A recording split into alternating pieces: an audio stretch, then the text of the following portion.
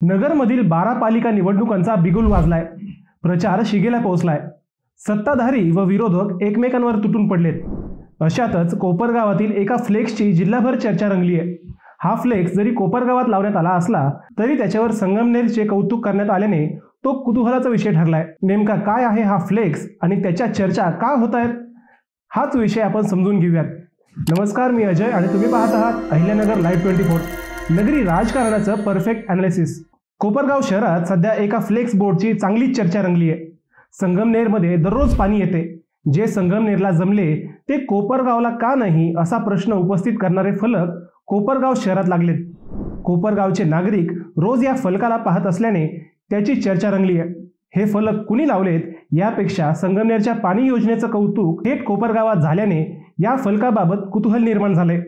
संगमनेरच्या पाणी योजनेची वाहवा सुरू झाली आहे। नगर जिल्ह्यात रोज 2 वेळा पूर्ण दाबाने पाणी देणारे शहर म्हणून संगमनेरची सर्वदूर चर्चा सुरू झाली आहे। नागरिकांना पिण्याचे पाणी हा शहरीकरणातील सर्वात महत्त्वाचा घटक समजला जातो। महाराष्ट्रातील अनेक शहरात रोज कुठे ना कुठे पाण्याची ओरड सुरू असते।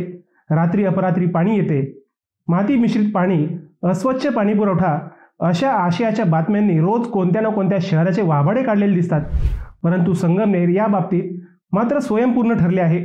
काही शहरांना तर पावसाळ्यातही पाणी टंचाई असते, तेथे संगमनेरमध्ये भर उन्हाळ्यातही रोज 2 वेळा पूर्ण दाबाने पाणी मिळते। ही बाब खरोखर राज्यभर चर्चेत आली आहे। संगमनेरची पाणी योजना राज्यभर कौतुकाचा विषय ठरली आहे। कोपरगावात लावलेले हेच फलक त्यामुळे राज्यभर व्हायरल झालेत।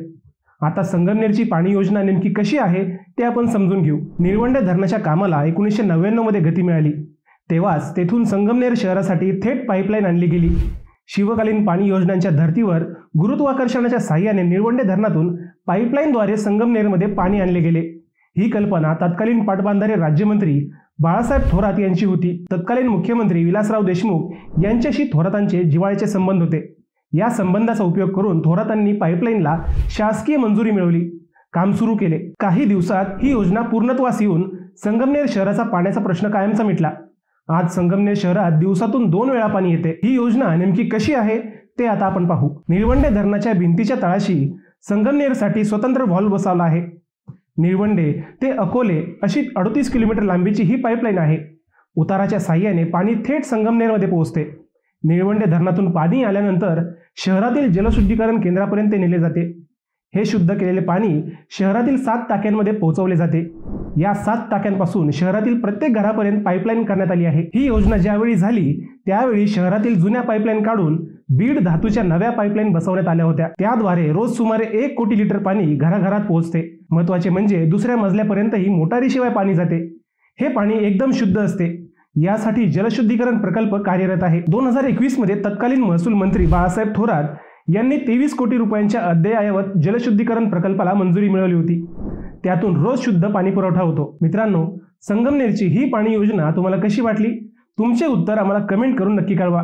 शिवाय व्हिडिओ आवडला असेल तर चॅनलला सबस्क्राईब करून व्हिडिओला लाईक करायला विसरू नका। पुन्हा भेटूयात नव्या विषयावर। तोपर्यंत सप्रेम नमस्कार।